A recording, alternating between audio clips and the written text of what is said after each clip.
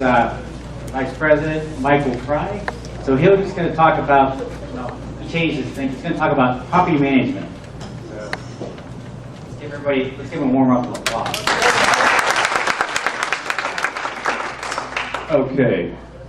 First of all, there is August the 26th. There is a property management workshop held here by at the DABR. It's a Saturday. It starts at 8:30, goes to about 2:30 for all the folks who want to be landlords and who are existing landlords. We're going to talk about some of the new regulations and new things that have come down. We're going to discuss the, for people who are starting out, we're going to discuss. Can you hear me without this thing? No. My voice is just gabbing out today. It's just like, it's raspy. Anyway, so it's important if you are interested in some of the changes in landlording. How many people are landlords here? How many people want to be landlords here? Oh, okay. And teaching the classes, no.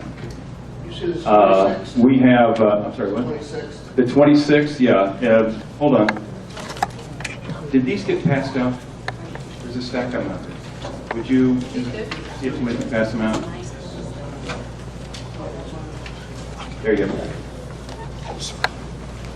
We'll get this passed out.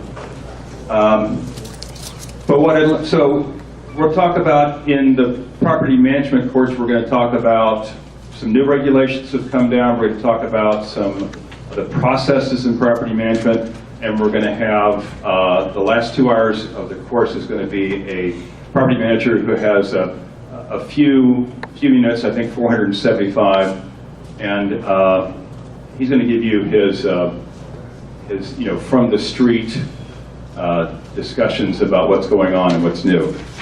Tonight, I'd like to talk about a part of property management that I don't think a lot of people spend time on. So I'm going to just talk for a few minutes on, and that is the part where, and let me just do a quick thing. How many people have single-family homes? Okay, how many have multifamily? Okay, so that's the part where you move the resident or the tenant in. So how many people have a move-in checklist? Okay, how many people, really? You know you need to have one. How many people use that same move-in checklist to move them out? How many people take pictures when they do the move-in? All those who do not have your hands up who are landlords, you need to do these things. Why do you need to do those things? Did you ever go to move somebody out and discover that the stove that was there when you moved them in is a different stove? Oh, it's not there? Really? You didn't? You will, or the fridge. And so the reason why you take pictures is because you take a picture of the resident standing next to the stove, and then you take a picture of the serial number on the stove, and you go, this is the stove that was here, when they tell you, no, it wasn't. So it's very important that you do that. But that's from our side.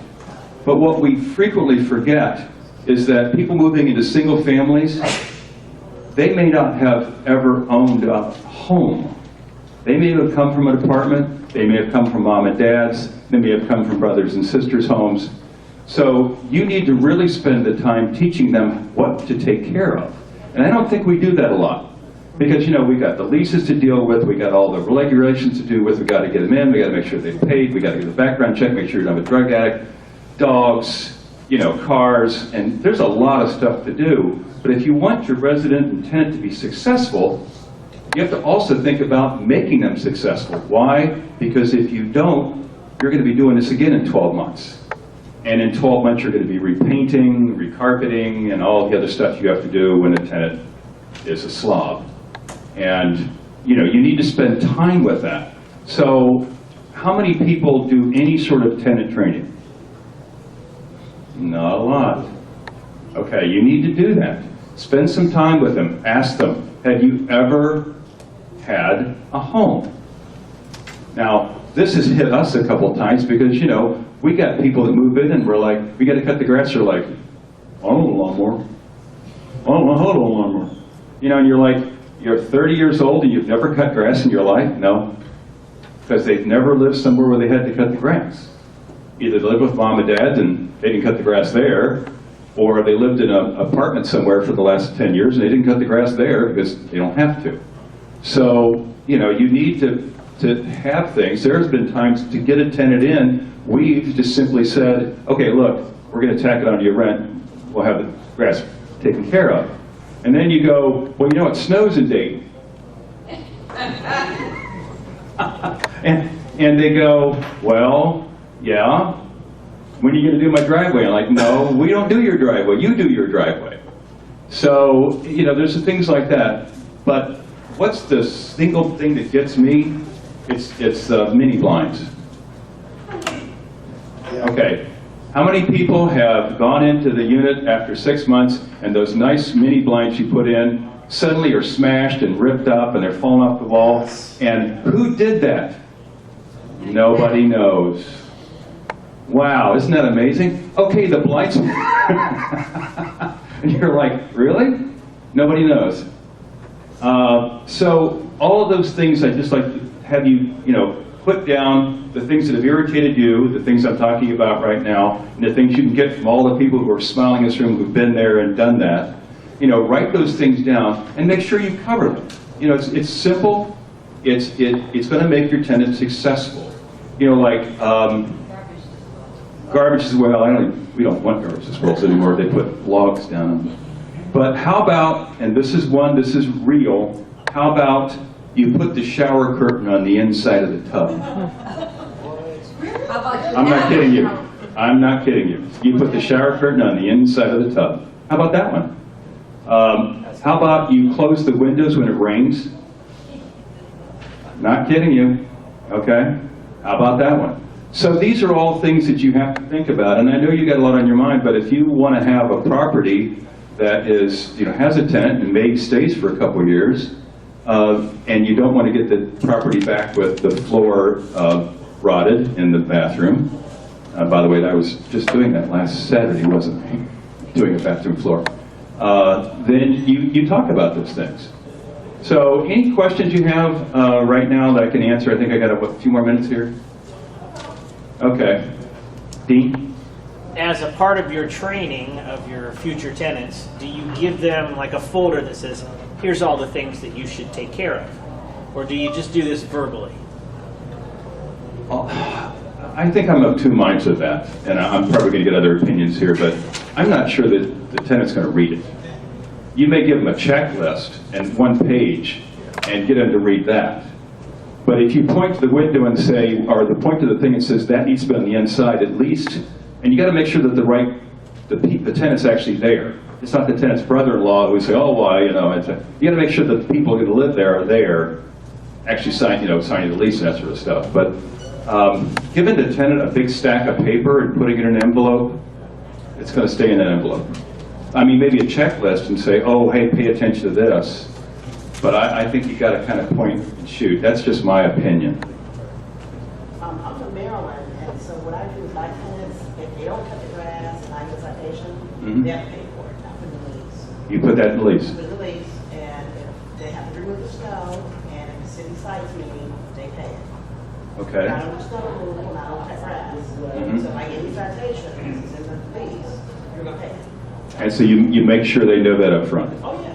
Okay. I do everything with them. I tell them, don't dump condoms, tampons, cat litter down the toilets, everything. Oh, I've had apples. Ham bones.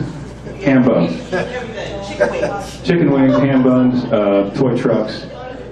What was the one, the girls, the boys, the little boy's truck or something like that, and when the plumber pulled out, she says, well, that's not mine, and the little kid comes up and goes, oh, my truck. Oh, my truck. I guess it wasn't yours. Okay. You missed what she said. What? If you didn't eat it, don't flush it. Exactly. I'm not going there. Yes, ma'am. She already did. One thing I found that's really helpful is I have a thorough checklist that my property manager, I can go through, and it's every room. Okay, it's every room, and it's really very detailed. It takes me a while to go through. I fill it out, or whoever fills it out, before they move in. Then when they move in, I give them the exact same list with their name on it instead of mine, and they have to have it back in 30 days. After they leave, they have to give me another checkout list, which is identical, and then I do a checkout list, which is identical. So that's 4 times the same checklist, just different headers, and you can compare it all, and they have no legs to stand on when they start talking. Because you can pull out their checklist, which says everything was fine, and now all of a sudden it's not fine, and they wrote it in their own handwriting. It's great. And they signed it, right? They have to have it in 30 They days. signed it, It's right. 10 pages. Anybody else? Yes? Train a tenant in what is an emergency. Yeah, okay. Yeah, who hasn't got the 2 o'clock on the, or 2 o'clock Sunday morning because the air conditioning isn't working right? Is that an emergency? No. Emergency is the house burning down. Water is spurting from the basement. Those are emergencies. Fire. Yeah, yeah.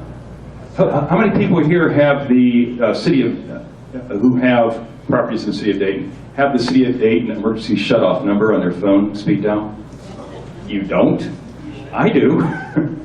That happened to me once. You know, there's nothing like 80 psi of water shooting out of your basement wall to create an emergency. Okay, any other questions? Did want an indoor pool? No, I didn't want an indoor pool. And you can guess how quickly it takes mold to form when you get that much water down there. Okay, thank you very much, Tim.